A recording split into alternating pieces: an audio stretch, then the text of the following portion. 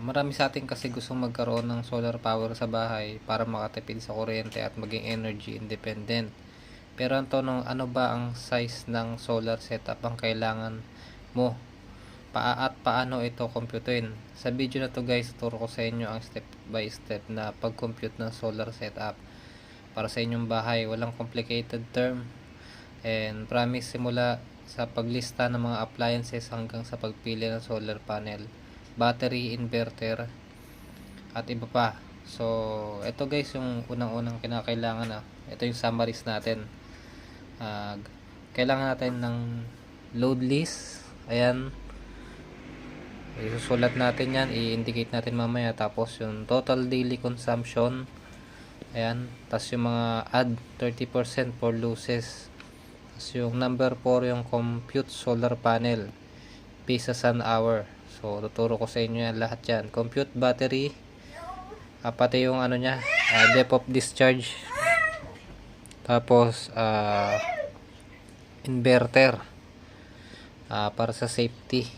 Yung safety margin, no? Yung mga hindi nakakaalam dyan, guys. So, okay, umpisa na natin, guys. Paano mag-compute ng solar setup para sa mga baguhan, guys, or sa mga kahit hindi baguhan, gusto matuto, gusto pa matuto pa, magdagdag kaalaman nila. So, ayun guys, step 1, kilalanin ang iyong mga appliances. So, halimbawa guys, halimbawa guys, meron tayong TV, 80 watts. So, kukonsume siya ng 5 hours a day. Tapos yan, LED light, meron tayong 5 pieces, 15 watts. Tapos nagko-consume siya ng 6 hours a day. Refrigerator naman, 150, 24 hours. Tapos, yan.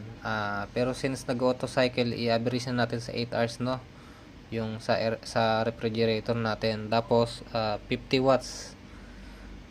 Gamit tayo ng electric fan. 8 hours a day. Tapos, laptop, 4 hours a day. 60 watts. So, paano ba makita guys yung yung mga wattage na yung mga rating ng mga appliances natin? Hanapin nyo lang yun guys sa likod. Katulad nito guys. Ayan, 1,200 watts. Pero, 120 volts kasi to eh. So, sa atin kasi 220 volts. So, mga 600 watts lang to. Ganun usually yung rice cooker, 600 watts. Tapos, ayan. Ito, 220 volts to. So, ito, 35 watts yung kaya nito. Yan guys, sa likod lang, no, ng mga appliances natin. Tapos, sa laptop naman, dito yan may kita. 180 watts. So, yun. Step 2, compute natin yung daily consumption once, no? So, sa halimbawa kanina, guys. So, ang gagawin lang dyan, ito yung formula. Watts. Tapos, times natin sa hours. So, ayan, ito yung TV. 80 watts siya. Tapos, times 5 hours. So, pag kinompute mo dyan, guys, 400 watts yun. Times nyo lang, guys, no? Doon sa hours. Para makuha nyo yung watt hour. So, yan. Yan guys, ito. So, yan. Sa refrigerator, 1,200 watts. Sa electric fan, 400 watts.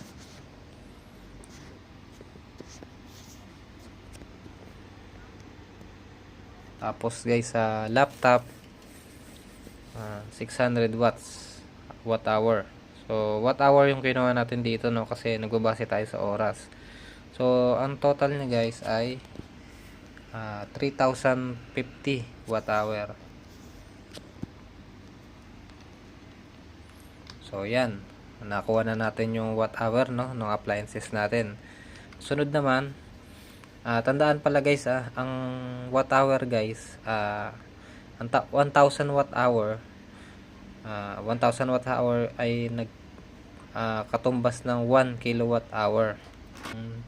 Step 3 naman natin, ay mag-factor in ng system losses, no? So guys, kasi may mga system losses kasi yan guys.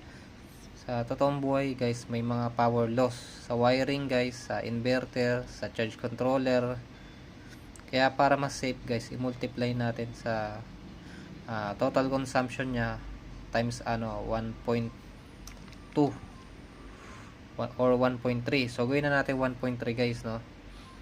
So yung ano natin kanina 3050 watt hour times natin sa 1.3 magiging 3965 watt hour. So round up na natin yan guys na 4000 watt hour o 4 kilowatt hour bawat araw. So yun nga guys, kasi kaya merong mga ano yan, may mga losses yan dahil dumadaan yung kuryente sa wire tapos pupunta pa sa ano, sa charge controller, tapos pupunta pa sa battery, tapos pupunta pa sa ano guys, sa inverter. So may mga losses yan guys ng power bawat daan nyo dun. So step 4 naman guys, pumili at mag-compute ng solar panel. So dito naman tayo guys sa solar panel, no. Ito yung formula na gagamitin natin. So yan, alamin natin guys kung ilan yung solar panel na kailangan, depende ito sa lugar natin. So sa Pilipinas guys, ang average na magandang sunlight ay around 4 to 5 hour peak, 4 to 5 peak sun hour. So ayun kasi yung talagang sobrang ano niya, lakas ng ano ng araw. Maganda yung harvest sa ano niyan. Sa bawat araw yung 4 to 5 hours na yan, ayun yung peak. Pinakamagandang harvest. So sa calculation natin yan guys, so 4000 watt hour, no, i-divide natin sa 4 sun hours. So magiging 1000 watts guys, yan. So 1000 watts guys ang kailangan natin na solar panel, ay total na 1000 watts. So kung bibili tayo guys ng solar panel, i-divide natin to. Kunyari, meron tayong 300 watts. Meron tayong 300 watts. Gagawin natin about solar panel pala 300 watts. So i-divide natin sa 1000. So magiging ang kailangan natin na solar panel guys, since 3.3 siya yung kinalabasan nyo, so 4 yung kailangan natin na solar panel. So 4 pieces solar panel, no guys, 300 watts each, so equals 1200 watts. So mas okay na yung sobra guys, no, kaysa kulang. Mas maganda yung sobra guys, wag lang lagi kulang. So ayan yung ano sa solar panel. Step 5 naman guys, pumili at mag-compute ng battery. Power storage natin, yung battery guys, no. Kung gusto mo gumana yung appliances mo kahit gabi or brand out, kailangan mo syempre ng battery. Ang unit dito ay yung gagamitin natin guys ay AH, no, amp hours yung tawag diyan. So yan yung formula na gagamitin natin, no. Adjusted total watt hour, tapos divide natin sa system voltage, tapos divide sa depth of discharge. Yan yung formula na gagamitin natin. So karaniwang system voltage for home use guys ay 12 volts or 24 volts. So gamitin natin ang 24 volts para mas efficient. So ang depth of discharge niyan guys ay para hindi ma-drain ng todo ang battery, para mas matagal ang life. So ayun yung ano natin, kailangan natin guys para tumagal yung battery natin, no. So i-assume natin guys na 50% depth of discharge para safe na safe. Yung iba kasi guys 20% lang kinukuha. So sa atin guys 50%. So ang gagawin dyan guys ay ito yung kinalalabasan yan, gagamitin natin 24 volts. So yung kanina guys, no, yung kailangan natin na ano na total na power ay 4000 watt hour, divide natin sa 24 volts. So magiging 166 AH yung kailangan natin na battery. So dahil nga hindi natin siya sasagarin guys, kailangan natin ng depth of discharge. So divide natin sa 166.7 AH, divide natin sa 0.5. So magiging dodoble siya guys, no, yung capacity na kailangan natin dahil nga 50%.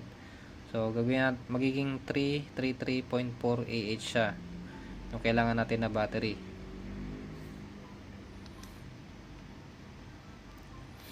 So ayan guys yung total na kailangan natin na battery guys. So Pero tips lang guys, no, kung medyo tight budget, pwede mong bawasan ang store ng energy para sa essential lang katulad ng light, fan, router, para maliit at mas mura ang battery. So nasa inyo naman yung guys kung susundin nyo yung 50%. So bali yan lang yung halimbawa natin, no. So okay na tayo guys sa battery. Ganito pala guys yung ano, no, yung pag battery, pag yung mga 24 volts guys, madalang yan yung mga 400 Ah. So karayong mabibili mo guys ay yung mga ano 24 volts na tigo 100 Ah. So yan guys yung ano, yung connection yan guys, ano lang siya, parallel para maging 400 Ah, no. Yan, ganyan siya guys, oh. Yung wiring nya parallel. So hindi natin tatalakayin guys yung about sa BMS guys dahil yung computation, ang ano lang natin yung computation. So okay, yung iba guys gumagamit ng BMS, so ano muna tayo, disregard muna natin yun. Tapos yung panghuli naman natin guys, pumili ng inverter at charge controller.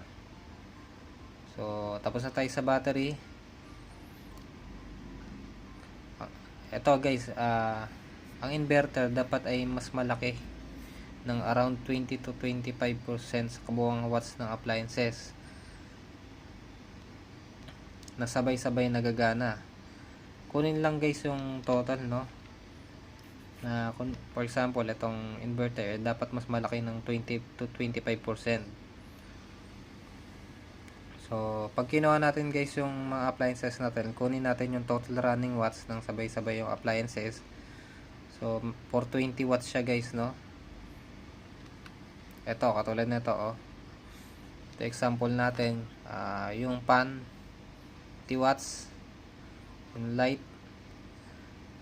75 watts, laptop 60 watts. So, total niya 335 watts. So mag-add tayo ng safety factor guys, no, 335 watts times natin sa 1.25. So magiging 420 watts, no. Yung kailangan natin na inverter guys ay 420 watts. So ang mas safe na choice diyan guys ay yung mga ano, 500 to 600 watts na pure sine wave inverter guys. So kailangan natin guys yung pure sine wave inverter para kahit pwede siya sa motor, mga motor, electric fan, ganyan, maganda yung ano nya, yung wave nya.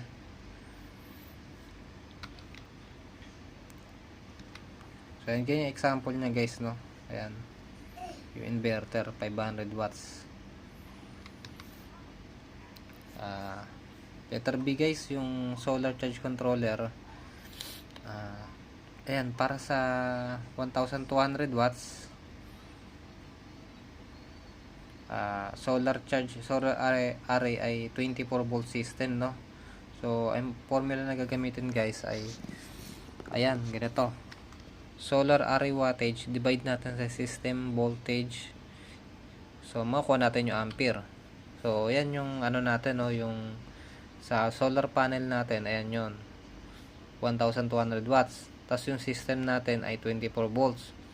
So equal siya sa 50 watts, no, 50 ampere pala, sorry. So ang kailangan natin na charge controller guys ay yung 50 ampere. So hanapin nyo guys yung 24 volts 50 ampere na solar charge controller. So, mas maganda guys yung mga MPPT katulad nito, oh. MPPT solar charge controller, mas efficient yan guys. So yun lang guys, sana may natutunan kayo sa ano na to, sa computation na to. Para sa pinaka-accurate, magpo-consulta kayo sa isang solar professional, pero may idea ka na at hindi ka mabibiktima ng overprice o underpowered na sistema. Sana makatulong ito. Kung oo guys, pa-click na lang yung like and subscribe para mas marami pang tech tips at DIY tutorial. Maraming salamat guys.